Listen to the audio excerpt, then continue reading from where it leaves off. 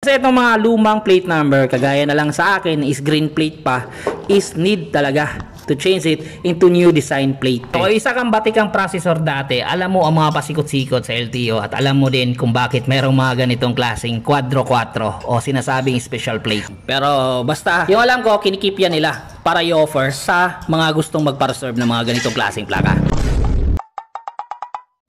So mapagpaalang araw sa inyong lahat dyan mga amigo mga amiga. So ngayon ay ikakabit ko na yung bagong plate number ko dito sa aking motor dahil kailangan na talagang magpalit ng bagong design na plate number from LTO. So ayan, kapag nabigyan na kayo ng bagong plate number from the LTO ay bibigyan din kayo ng certification na to justify na nagpalit kayo ng bagong plate number. Kasi itong mga lumang plate number, kagaya na lang sa akin is green plate pa, is need talaga to change it into new design plate para maging uniform yung mga plaka na mga motorsiklo. At saka gaya din ng aking sabi, yung mga green plate kasi ang gumagamit lang talaga dyan is yung mga e-bike. In terms sa masasakyan is hybrid cars, so bawal tayong gagamit dyan kung hindi electric bike yung ating gamit. And also para mas mapadaling ma-justify na mga manghuhuli kung ang gamit mo na motorsiklo ay e-bike ba o hindi. So once again, kapag green plate yung naka-attach dyan sa motor mo, ibig sabihin e-bike yan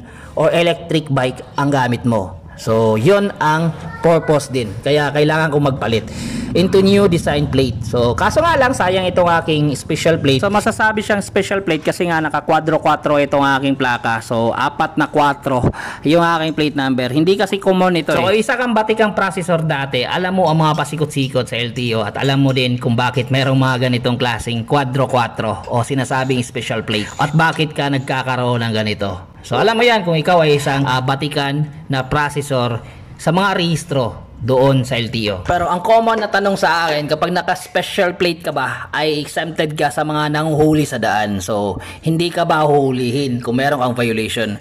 So, ang sagot ko dyan ay huhulihin ka pa rin kung meron kang violation. Yung special plate kasi is parang kakaiba sa lahat ng mga motor na merong plaka. Na kung saan makikita mo ay same yung number na nakalagay sa mismong plaka mo. So, ibig sabihin, yun ang parang feeling mo kakaiba kasi naka-special plate yung motor mo. Kumbaga, alam na mga processor yan kung paano nila makukuha yung mga ganyang plaka. But sa ngayon, hindi ko na alam kung ano ang kalakaran ngayon sa LTO when it comes sa mga special plate. So hindi ko na alam ang mga pamamaraan kung paano kayo makakuha yan. Pero basta, yung alam ko, kinikip yan nila para i-offer sa mga gustong magpa-reserve ng mga ganitong klaseng plaka.